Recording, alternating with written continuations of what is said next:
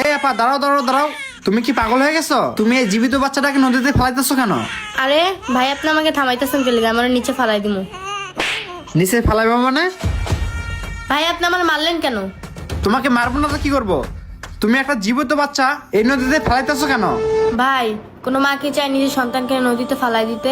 আমি পরিস্থিতির শিকার হয়েছি ভাই, তাই আমি পরিস্থিতির শিকার হয়ে নিজের জীবিত বাচ্চাকে নদীতে ফালাই দিতে আসছি। বুঝলাম না পরিস্থিতির শিকার মানে? তুমি কি এমন পরিস্থিতির শিকারে পড়ছো যার কারণে তুমি এই জীবিত বাচ্চাটাকে এই নদীতে ফেলাইতে আসছো? কি হলো, তুমি চুপ হয়ে গেলে কেন? তোমার কি এই সন্তানের প্রতি একটুও মায়া দেওয়া হইতেছে না? আচ্ছা, তুমি আমাকে একটু বলো তো, তুমি কি এমন পরিস্থিতির শিকারে পড়ছো যার কারণে তুমি তোমার নিজের সন্তানকে এই নদীতে ফেলাই দিতে আসছো? ভাই শুনেন তাহলে, আমার ঘরে আরো 2টা মেয়ে সন্তান আছে, আর এখন যে বাচ্চাটা হইছে এটাও মেয়ে সন্তান, তাই আমি ফেলাই দিতে আসছি। আর আমার এই সন্তান জন্ম হওয়ার আগে আমার স্বামী আমার বলছিল, তৃতীয়বার যদি আমি মেয়ে সন্তান জন্ম দেই সে নাকি আমার সাথে আর সংসার করবে না, সে আমাকে ডিভোর্স দিবে। তাই আমি কোনো উপায় না পেয়ে নিজের সন্তানকে নদীতে ফালাই দিতে আসছি ভাইয়া।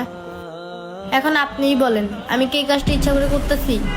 না, তুমি ইচ্ছা করে করনি, তবে তুমি অনেক বড় ধরনের একটা পাপ কাজ করতে যাইতেছিলা।